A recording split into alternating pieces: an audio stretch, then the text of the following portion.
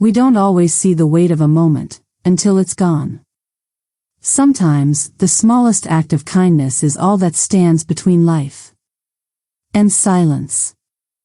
And sometimes, regret doesn't come as punishment, but as memory.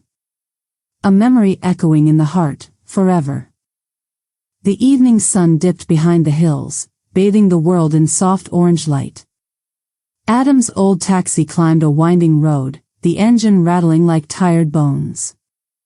A college student balancing night shifts and classes, Adam drove to pay for books and rent. He had no family, but carried no bitterness. To him, strangers were simply friends he hadn't met yet. As he rounded a curve shaded by tall trees, something caught his eye by the roadside. It was too still. Too unnatural. He slowed the car. Gravel crunched beneath the tires. Lying in the grass was a teenage boy, body twisted at a painful angle, blood staining his jacket. His skin was ghost pale. His breathing came in shallow, wet gasps. Adam rushed to his side. The boy's eyes fluttered open, no words, just a silent plea. Without hesitation, Adam lifted the broken body, fragile as a bird with a shattered wing, and placed him gently in the back seat. His hands trembled as he drove toward the distant lights of the city. Praying. Hoping. Racing time. The city's main hospital rose ahead, tall, cold, and full of lights. Adam ran through the doors, the boy still bleeding in his arms. Nurses looked up, startled. Then a doctor appeared, sharp suit, perfect hair, expensive watch. He didn't even look at the boy before speaking. What's your insurance? Do you have ID? Someone needs to fill the payment form first. Adam's voice shook. He's dying. He can't breathe. Please, help him first. But the doctor didn't move. No treatment without payment, he said flatly. Those are the hospital's rules.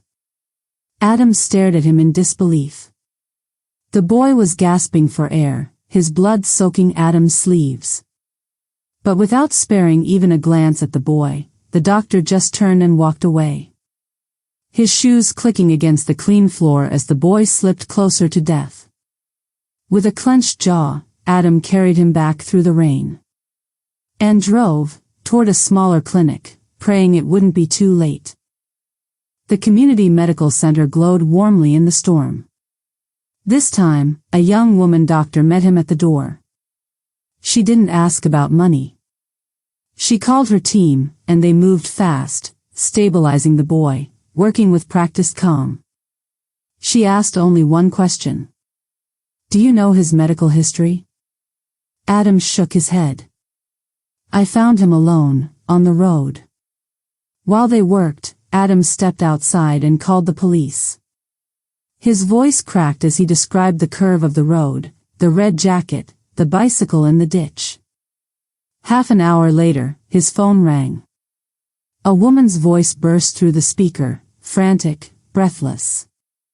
The police said someone found a boy in a red jacket, hurt near the highway. He's my son. How is he? Where is he? Adam took a breath. Yes. He's here, at the community medical center. He was badly hurt, but the doctors are with him now. They're doing everything they can. Her voice cracked. I'm coming. I'm driving there now. Please, tell me he's going to be okay. Adam closed his eyes. He's still fighting, he said softly. Please come fast. Adam went back inside the clinic to get an update on the boy's condition. The young doctor handed him a list of medicines. Her eyes said everything, we need these now. Adam sprinted through the rain to a late-night pharmacy next door. The pharmacist, an elderly man with kind eyes, read the list, gathered the supplies quickly, and handed them over with the bill. Adam stared at the number. It was more than he had, even if he emptied both his pockets and his bank account. The old man leaned in, voice low. "Take it," he said. "Pay what you can. Bring the rest, before my boss shows up in the morning." Adam clutched the bag like it was life itself. "Thank you," he whispered. "I'll pay everything before morning. I promise." He ran back to the clinic. Outside the emergency entrance, he started calling everyone he could think of, classmates, coworkers, even his mechanic. Asking for a loan. Begging for help. But on such short notice, he could only gather a few dollars. 15 minutes later, his phone buzzed. It was the pharmacist. The old man's voice was hushed. "My boss came early," he whispered. "He's asking about the unpaid bill." Adam didn't hesitate. He ran back into the storm. Inside the pharmacy, the owner, a large man with a thundercloud face, stood waiting behind the counter. Adam stepped forward and showed the screen of his phone. "I've transferred everything I could gather," he said. "It's still not enough, but it's all I have right now." The owner checked the amount. Then shook his head, unsatisfied. Adam reached into his pocket and set his car keys on the counter. "Take my taxi," he said quietly. "It's old, but it runs." The man stared, unmoved. Then the elderly pharmacist stepped in. He leaned close to his boss, whispering fast. Miming carrying someone in his arms, pointing at Adam's soaked clothes. The owner paused. He looked at Adam again. Pretended to stay tough. Then, he pushed the keys back. His face stayed stern. But his eyes were softer now. "Pay little by little," he said. Then, pointing toward the elderly pharmacist. "But don't make him risk his job again." "Thank you," Adam said softly, just before turning and running back into the rain, back to the community medical center. Adam ran back through the storm. Soaked to the bone. When he stepped inside the clinic, the warmth hit him like a wall. But something felt wrong. The hallway was too quiet. Then, a scream echoed from the treatment room.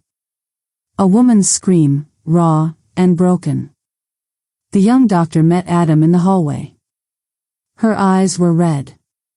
Too late. If he'd gotten here 30 minutes earlier, she whispered.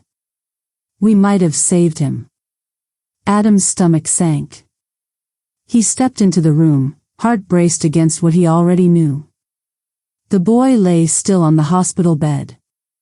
His mother knelt beside him, clutching his lifeless hand like it was the only thing anchoring her to the world. "You're my only child," she sobbed.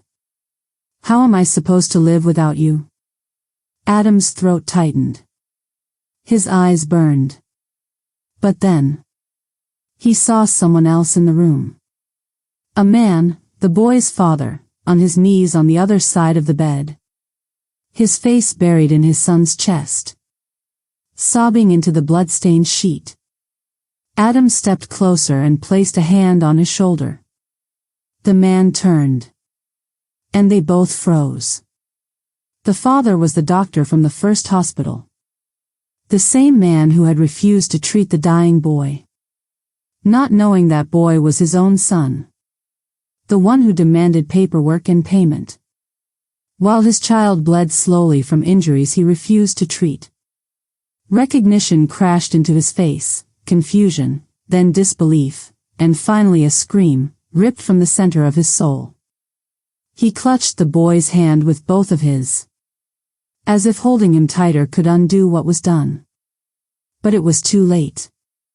What filled the room now wasn't just grief. It was guilt. Heavy.